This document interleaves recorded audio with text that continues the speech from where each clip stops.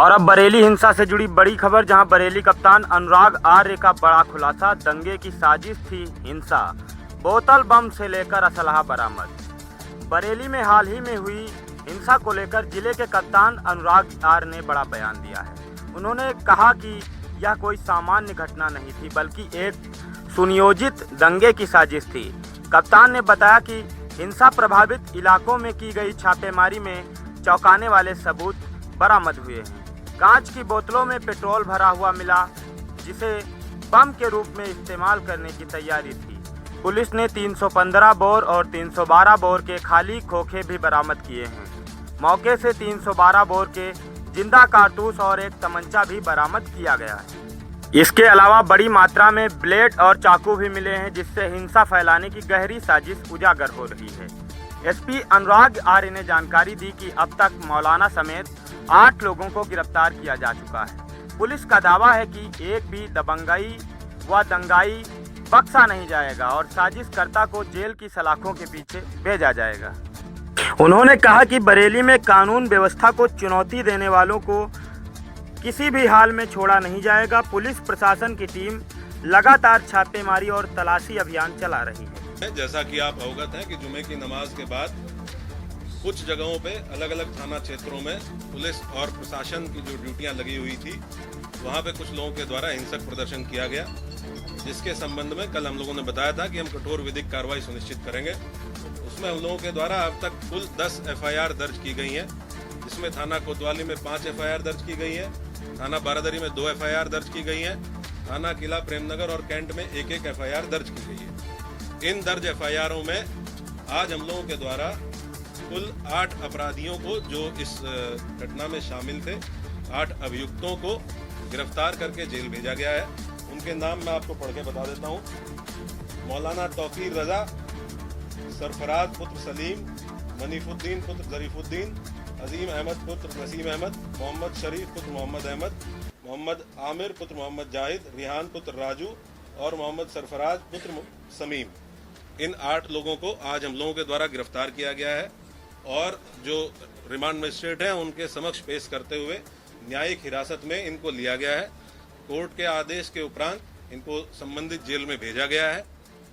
Total जो 10 FIR दर्ज हुई हैं, उसमें जो प्रमुख FIR है थाना कोतवाली की, इसके बारे में मैं आपको बता देता हूँ। FIR नंबर 489/25, जिसमें भारतीय न्याय संहिता की धारा 109(1), 109(2), 118(2), 121(2), 189(5), 191(2), 195(1), 196(1), 196(2), धारा 223, 310(2), 324(5), 324(6), 61(2), धारा 62, आपराधिक कानून संशोधन अधिनियम धारा 7, सार्वजनिक संपत्ति नुकसान निवारण अधिनियम धारा 3 और सार्वजनिक संपत्ति नुकसान निवारण अधिनियम धारा 4।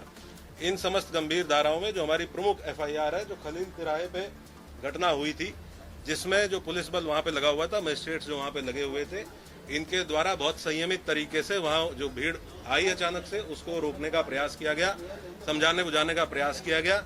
उसके बावजूद इस भीड़ के द्वारा बैरिकेडिंग को तोड़ के पुलिस बल के साथ दुर्व्यवहार करते हुए इस्लामिया कॉलेज पहुंचने के लिए प्रयास किया गया और उसके अंतर्गत पुलिस के ऊपर हमलावर हुए, पुलिस के ऊपर पथराव किया गया।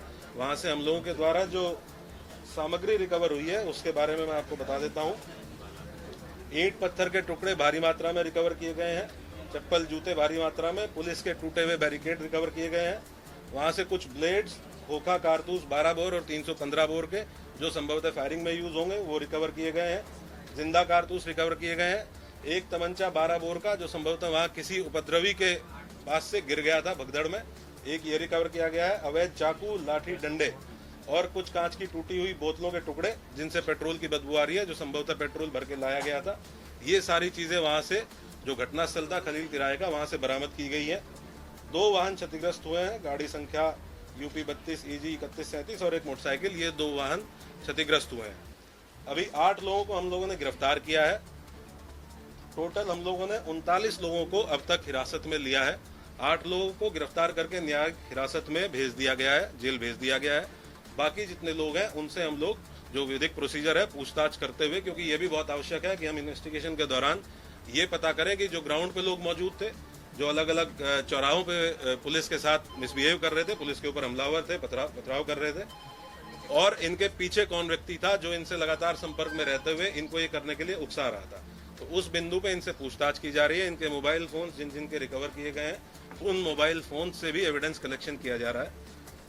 हम लोग लगातार ये सुनिश्चित करेंगे कि जो भी अभियुक्त इस घटना में शामिल थे, इन 10 FIRs में जो भी अभियुक्त शामिल थे, उन सभी की पहचान सीसीटीवी फुटेज के माध्यम से, जो हमारा मैनुअल इंटेलिजेंस होता है उसके माध्यम से, टेक्निकल इंटेलिजेंस के माध्यम से, और जो हमारे अभिसूचना विभाग है उसके माध्यम से हम लोग एकत्र करेंगे। और जितने भी लोग शामिल थे प्रत्यक्ष या अप्रत्यक्ष रूप से, उनकी गिरफ्तारी और उनके विरुद्ध कठोर कार्रवाई, जैसा कि माननीय मुख्यमंत्री जी और शासन की मंशा है। अपराध के विरुद्ध जीरो टॉलरेंस, कानून व्यवस्था की स्थिति एकदम दुरुस्त रहे, उसको कोई किसी भी प्रकार से बिगाड़ ना पाए, और बिगाड़ने वालों के विरुद्ध जीरो टॉलरेंस, इस पे हम लोग कार्रवाई सुनिश्चित करेंगे। टोटल अभी तक 7 FIRs हैं, जिनमें मौलाना तौकीर रजा का नाम प्रकाश में आया है। अगर आप हमारा वीडियो YouTube पर देख रहे हैं तो चैनल को सब्सक्राइब करें और बेल आइकन को दबाएं। यदि आप हमारा वीडियो Facebook पर देख रहे हैं तो पेज को लाइक और फॉलो करें। धन्यवाद।